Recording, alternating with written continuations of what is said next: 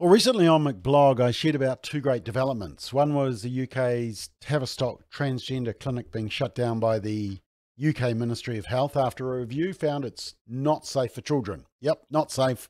And that there's insufficient evidence to recommend puberty blockers. And also that medics at Tavistock had felt under pressure to adopt an unquestioning affirmative approach to gender identity rather than going through the normal process of clinical assessment. And this came at the same time as the Food and Drug Administration, the FDA in the US, had just issued a warning label about the risk of puberty blockers. And then there was this story about an Australian woman who sued a psychiatrist over a gender transition.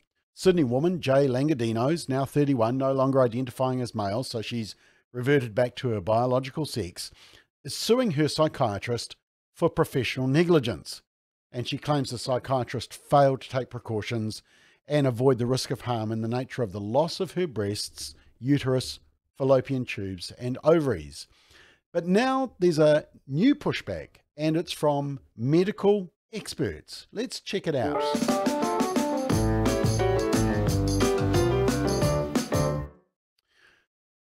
So this excellent article was written by Dr. Sarah Donovan, and it was published on the Independent Newsroom platform here in New Zealand. Dr. Donovan is an honorary research fellow in the Department of Public Health at the University of Otago, Wellington. And in her article, Dr. Donovan discusses the New Zealand media silence and highlights the astonishing contrast between what our Ministry of Health says about puberty blockers versus what the UK Ministry of Health, the NHS, says. Now, New Zealand's Ministry of Health says this, that puberty blockers are safe, they're reversible, and they may be used from early puberty through to later adolescence to help ease the distress. Now, that's according to New Zealand Ministry of Health.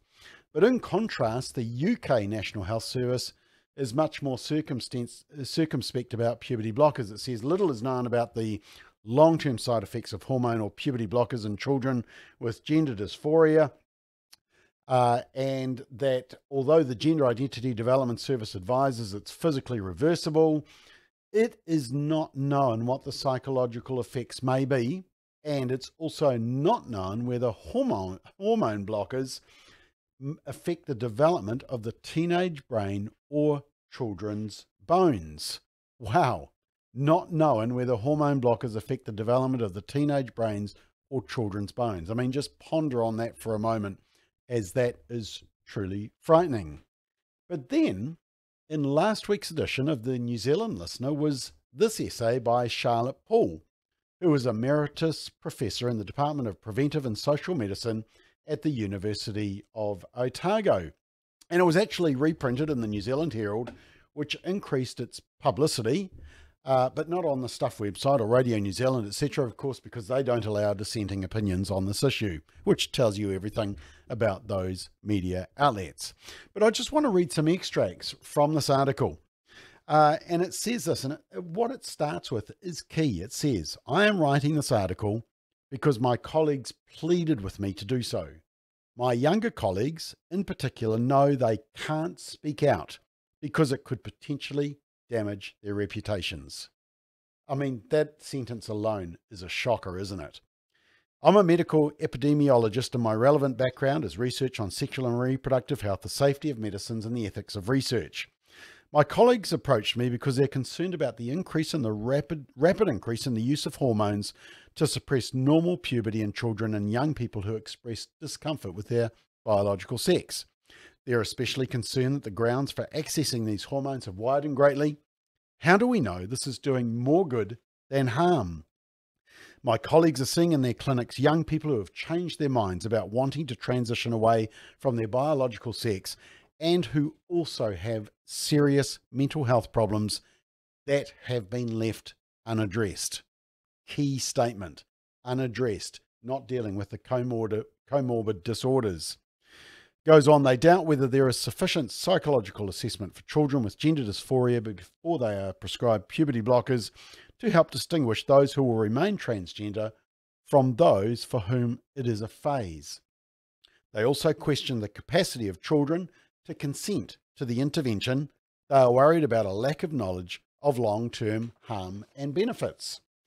And then it continues and it talks about the fact there's been a big increase in the trend of, it used to be boys who wanted to be girls, but the massive increase, explosion in the number of girls who want to identify as boys, as males, and yet the overwhelming majority of them grow out of it once they go through puberty.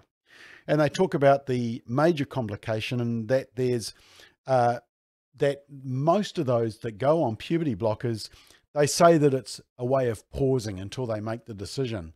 But the fact of the matter is that most young people who go on puberty blockers advance to cross-sex hormones. And of course, they refer to the UK case, Kira Bell. She also refers to the fact that the Ministry of Health say that puberty blockers are safe and reversible, and yet that's not the opinion of the UK health authorities. Also talks about Sweden undergoing a review as well. Here's the interesting bit. She says, last year I wrote to the Minister of Health asking whether the ministry was planning to review the use of puberty blocking hormones for gender dysphoria. In December, I received a reply. So she wrote in April, she heard back in December, tells you everything. In December, I received a reply that it wasn't. And it was, quote, a matter for discussion between a treating clinician and their patient. Remember, this is a child. Ensuring that patients are fully informed of their options, including any benefits, risks, and alternatives, to make an informed choice and give informed consent. She then goes on to say she also asked about psychological assessment before prescription of puberty blockers, which has been an issue that's been raised recently by the Royal Australian and New Zealand College of Psychiatrists. The reply from the ministry did not address the question, making only the same general statement about informed consent. But I found another huge complication. New Zealand's current medical guidelines are labelled as gender affirming and imply that the experience of being trans is a fixed state. And the increase in number is because the social environment now allows trans expression. In this case, no psychological exploration is called for. But then she says, but trans is not a fixed state, as childhood studies and the experience of detransitioners show. It is a truism that puberty is a time of flux. There are also new and pervasive influences in the social environment, especially outlined even in schools, which make psychological exploration particularly important. And let me just close with her final quote here. You need to read the whole article. It says, in New Zealand, in the face of this real uncertainty about both benefits and harms and the lack of safeguards and monitoring, why has the Ministry of Health not commissioned a review? The specialists who wrote the New Zealand gender affirming guidelines, I wouldn't call them specialists, I'd call them activists, many of them at Waikato University and in a particular unit there. They're associated with the World Professional Association for Transgender Health, or WPATH, which is a very radical document, and it's all about pushing young people to be transgender. She says finally in this article, the current idea that gender identity must be affirmed as well as respected has given no room for the possibility that adopting a trans identity, encouraged by social media, may be a passing phase or a temporary answer to a complex identity issue. Hence, I want to stress the separate moral consideration. Oh, moral. There's a new issue. The moral consideration, the protection of the best interests of children. Health authorities around the world are formally reviewing guidance in this sensitive area. It is time for New Zealand to get up to speed. Great article. We'd encourage you to read it. It's in the New Zealand Listener, but it was also on the New Zealand Herald website, and we'll put a link to it in the comment section of this McBLOG. But the red flags are increasing. And look, it's time that the politicians got off their ideological activists and political bandwagons, opened their eyes, and actually thought of the children. If their ideology can't withstand scrutiny, the same scrutiny that countries overseas are applying, then it proves that they're more interested in pushing a dangerous narrative than in acting in the best interests of our young people.